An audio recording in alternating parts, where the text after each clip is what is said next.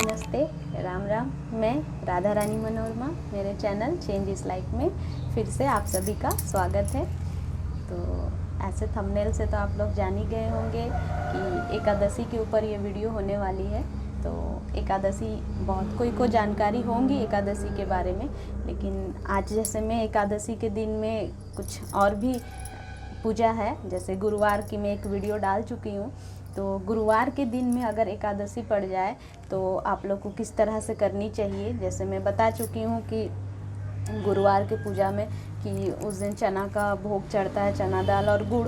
जैसे आज मैं नहीं चढ़ाई हूँ तो वो मैं देख लीजिए, पहले मैं दिखा देती हूँ।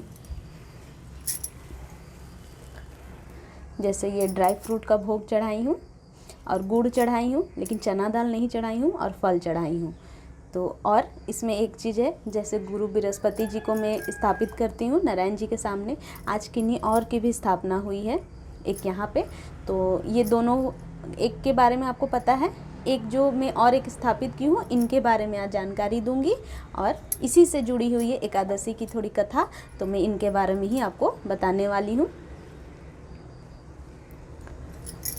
तो चलिए अब वीडियो शुरू करते हैं और आगे चलते हैं।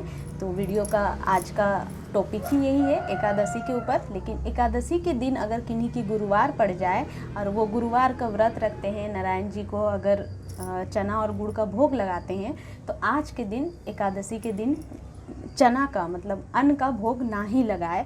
तो अन्न का भोग लगाना पाप माना जाता है आज के दिन। तो मेरी आज की जो एकादशी है गुरुवार के दिन ही पड़ गई है, मेरी एकादशी भी है और गुरुवार भी है। तो मुझे लगा कि ऐसा संजोग शायद ही होगा, ज़रूरी नहीं है कि हर महीना ऐसा होगा, लेकिन ऐसा हुआ है मेरे साथ, और भी एक दो बार हुई है। तो आज भी इसी तरह से हो गई, तो मुझे लगा कि आप लोग को भी शेयर कर दूँ। फिर एकादशी के दिन में आप लोग अन्न का भोग लगा देंगे, जो आपका फल पूरा नहीं मिलेगा और आपका पूजा भी अधूरा रह जाएगा। तो मुझे लगा ये मैं आप लोग के साथ बता देना चाहती हूँ। तो मैं थोड़ी सी आपको ये जो चना का भोग क्यों नहीं लगता है, इसके वजह से मुझे आपको थोड़ा एकादशी के बारे में जानकारी देनी होगी। तो मैं थोड़ी सी आपको एकादशी के बारे में जानकारी दे दूं।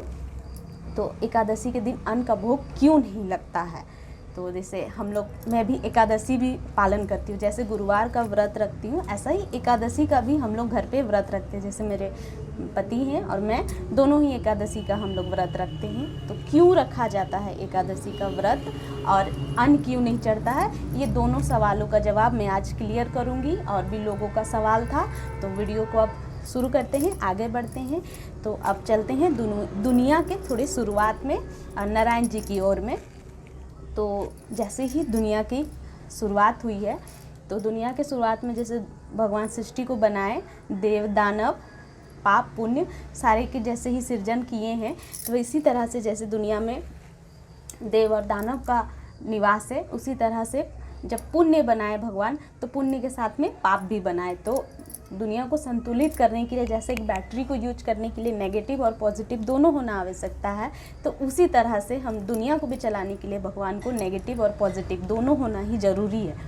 तो जब दुनिया में पाप का उत्पत्ति हो गया और पुण्य का भी उत्पत्ति हो गया, तो एक समय के अतिरिक्त कभी ना कभी कोई अधिक भार पड़ जाता, कभी पुण्य भार पड़ जाता पाप के ऊपर, कभी पाप पुण्य के ऊपर भार पड़ जाता है। तो एक समय सृष्टि में ऐसा भी आया जो थोड़ा सा पाप की अधिक हो गई, पलटी भारी हो गई, और पुण्य थोड़ा कम हो गया। तो नारायण जी थोड़े से चिंता में हो गए और वो थोड़े से निद्रा में चले गए या तपस्या में चले गए। तो उस बीच में एक मूर नाम का एक राक्षस था, जो प्रभु को खोजता हुआ तीनों लोक में खोज रहा था कि उनसे युद्ध करके उन्हें हराना चाहता था। क्योंकि सृष्टि के जो पालन करता है नारायण जी है, आप सभी को पता है, मैं पहले भी वीडियो में बता चुकी हूँ। तो नारायण जी से उन्हें लगा कि मैं इन्हें हरा दूंगा तो सृष्टि मेरे संरक्षण में आ जाएगी, मैं यहाँ का अधिपति बन जाऊँगा, मैं भगवान बन जाऊँगा। तो मूर नाम का राक्षस उनसे ही युद्ध करना चाहता था, लेकिन उसका ऐसा कोई कर्म नहीं था जिससे भगवान उनसे युद्ध करे। तो भगवान उनसे युद्ध करना व्यर्थ लगा उनको। तो वो चले गए गहन निद्रा में, तपस्या में। तो वो क्षीर सागर में गहन निद्रा में चले गए। तो उस बीच में मूर नाम का राक्षस उनको बहुत समय से खोजता रहा। तो कुछ समय के बाद में अपने ध्यान से, अपने ज्ञान से वो खोज भी लिया नारायण जी को। तो नारायण जी को खोजता हुआ वो जब उन क्षीर सागर में गया, नारायण जी गहन निद्रा में थे। तो उस बीच में वो उनकी ओर बढ़ा, सोचा कि मैं इनसे युद्ध करूं, लेकिन वो उनको जगाना नहीं चाहता था। उन्हें लगा कि ये निद्रा में ही है, तो मैं ऐसे ही निद्रा में ही इनको हरा देता हूं और मैं जीत जाऊंगा और नारायण के जगह पे मैं विराजमान हो जाऊंगा और शिव सागर मेरा हो जाएगा। ऐसा मूर नाम का राक्षस जो था उसका ये सोच था। तो वो जैसे ही नारायण जी की ओर आगे बढ़ा, उनके सैया की ओर कदम बढ़ाने लगा, तो एक दिव्य ज्वाला नारायण जी के शरीर से उत्पत्ति हुआ।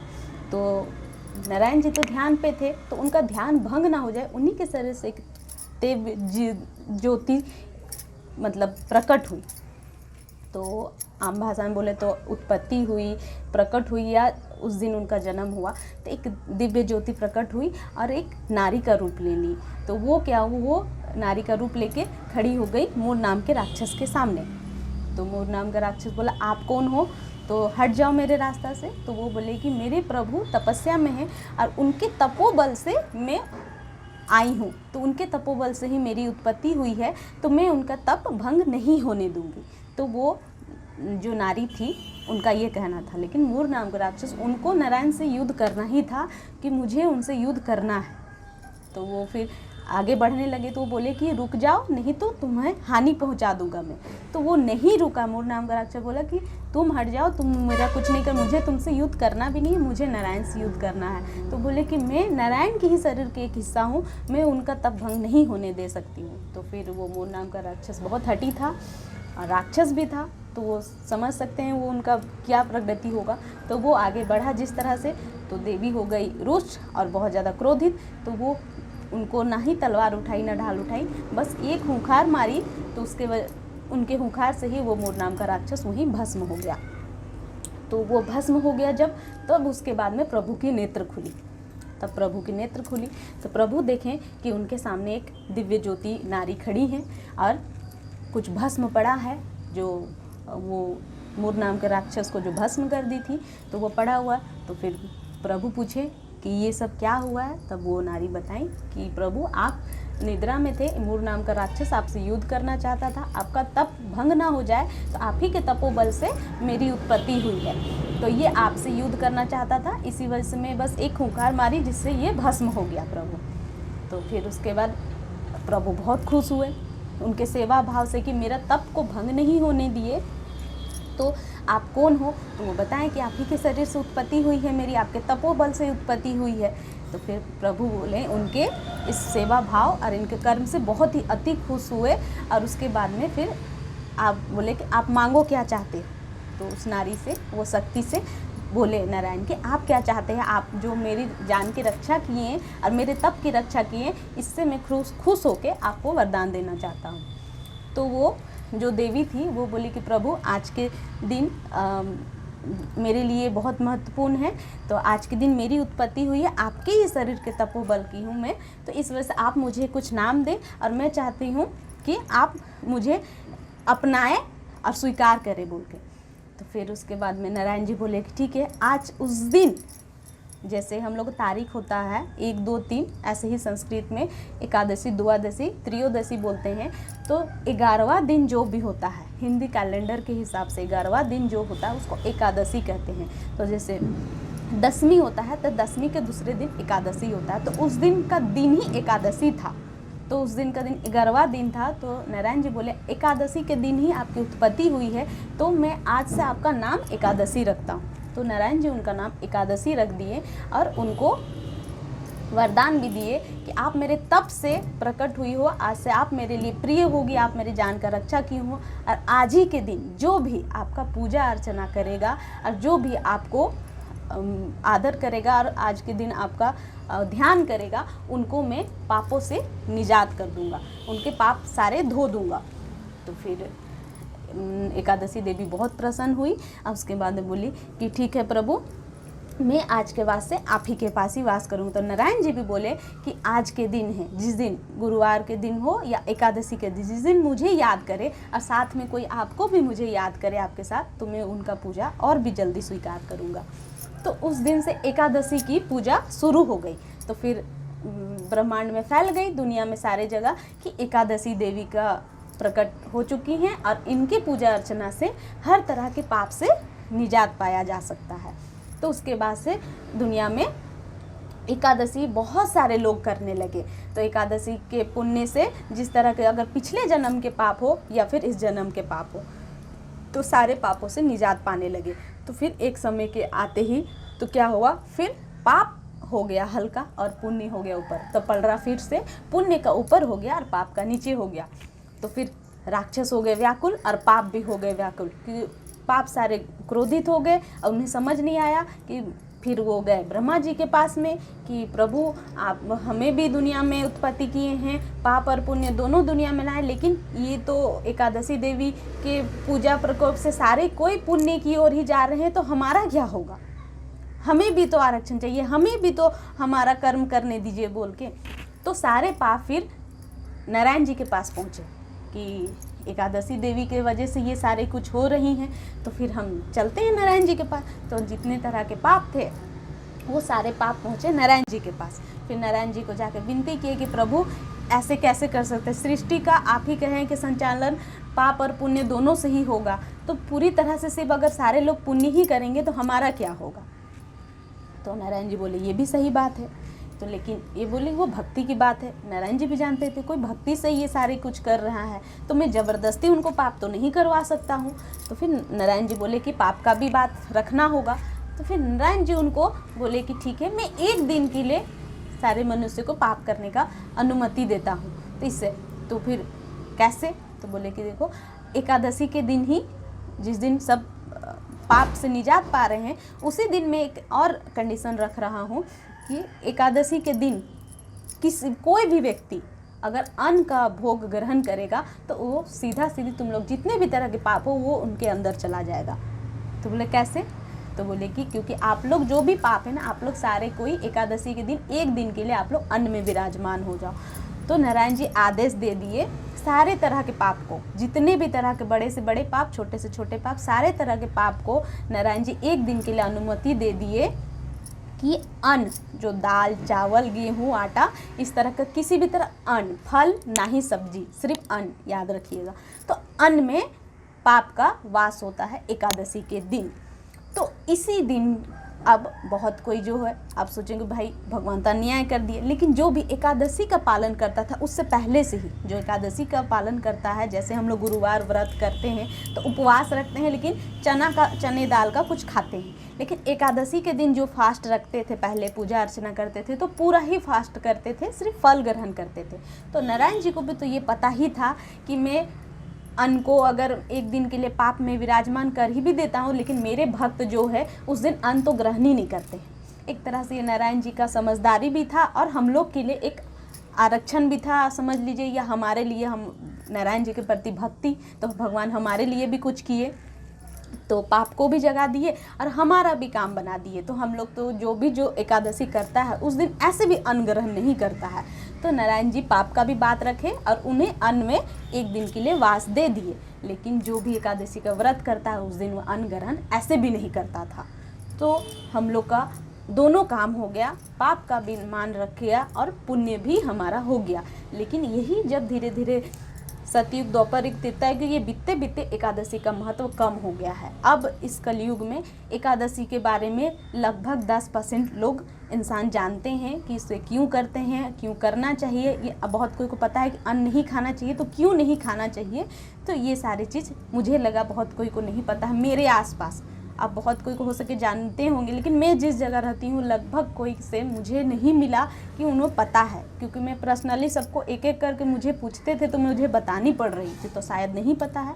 हाँ, पंडित जी लोग को बहुत कोई को पता है, क्योंकि पंडित लोग को भगवान को भोग नहीं लगाना, किन्हीं भी भगवान को एकादशी के दिन अन्न का भोग नहीं लगता, इसलिए पंडित जी लोग को पता होता है और बहुत सारे पंडित पालन भी करते हैं।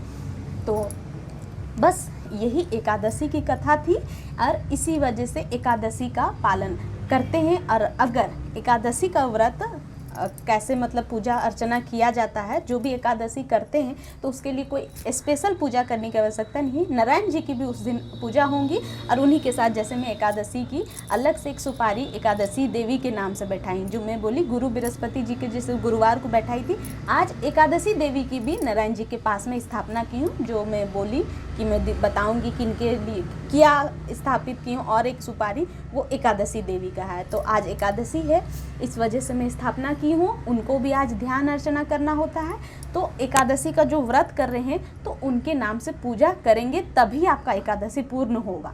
क्योंकि आप सिर्फ फास्ट कर ले रहे हैं और अन्न नहीं खा रहे हैं, लेकिन आप जिनके लिए एकादशी का व्रत किया जाता है आप उनको ध्यान भी नहीं कर रहे हैं, उनका आज पूजा भी नहीं कर रहे हैं। तो सबसे पहली बात का आपको तो एकादशी का फल प्राप्त भी नहीं होगा।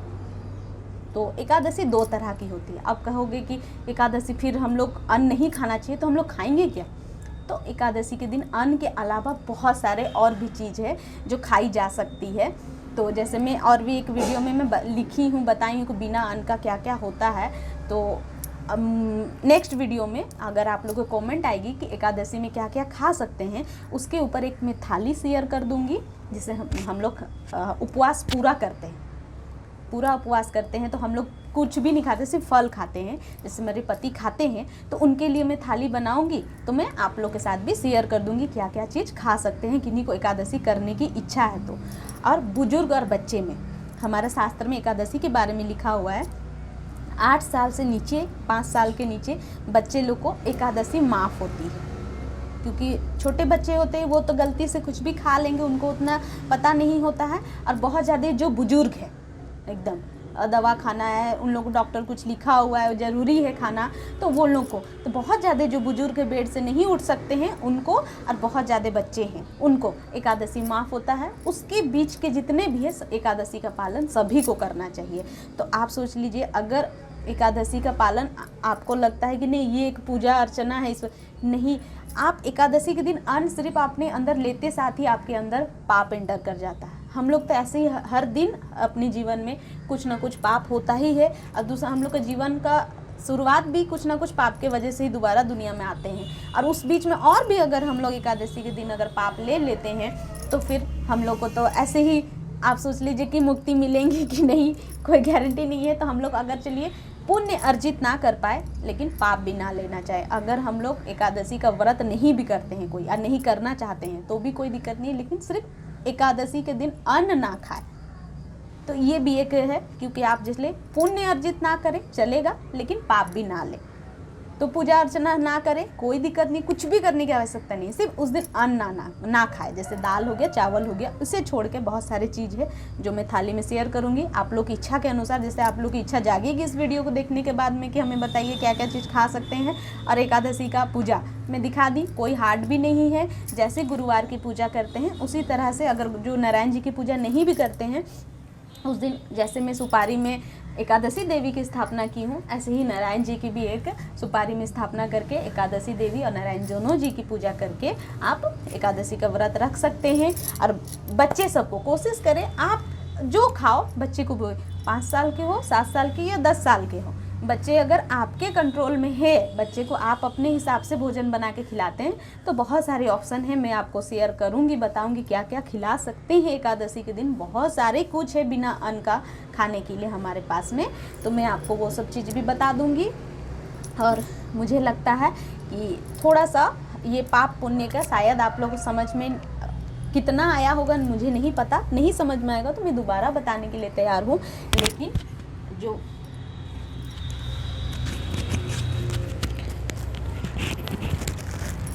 लेकिन जो पाप है हम मतलब वो जो अन्न में विराजमान होता है उसमें हर तरह की पाप है। तो जैसे एकादशी का जो कथा होता है आप उसमें सुनेंगे तो उसमें सारे कुछ आपको मिलेंगे कि मतलब अन्न में कितने तरह के पाप होता है, मतलब हर तरह का, दुनिया का सबसे बड़ा से बड़ा पाप और छोटा से छोटा पाप, हर तरह का पाप अन्न में विराजमान होता है। तो हम लोग को अन्न उस दिन बिल्कुल भी नहीं खाना चाहिए। इसी वजह से मैं आज के दिन, जैसे एकादशी के दिन गुरुवार पड़ गई, तो नारायण जी का भी एकादशी के दिन में फास्ट होता है, मतलब उपवास होता है, पूरी तरह उपवास, वो भी एकादशी देवी के नाम से उपवास ही रखते हैं। तो उस दिन अन्न नहीं खाते हैं, बाकी सारे चीज़ जो हम लोग जो भी खाएंगे, जो एकादशी का व्रत करते हैं, जो जो खाते हैं, तो वो भोग उनको चढ़ेगा। नमक खा सकते हैं, ये बता दूं, नमक खा सकते हैं। अगर पूरी फास्टिंग रखनी है, मतलब आपको पुण्य भी चाहिए और पाप भी नहीं चाहिए, तो आपको फास्ट रखनी होगी और फलहार खाएं। और अगर सिर्फ आप पाप मुक्त रहना चाहते हैं तो आप सिर्फ अन्न ना खाएं, बाकी नमक का सारे चीज़, सब्जी, फल, ये सारे चीज़ खा सकते हैं।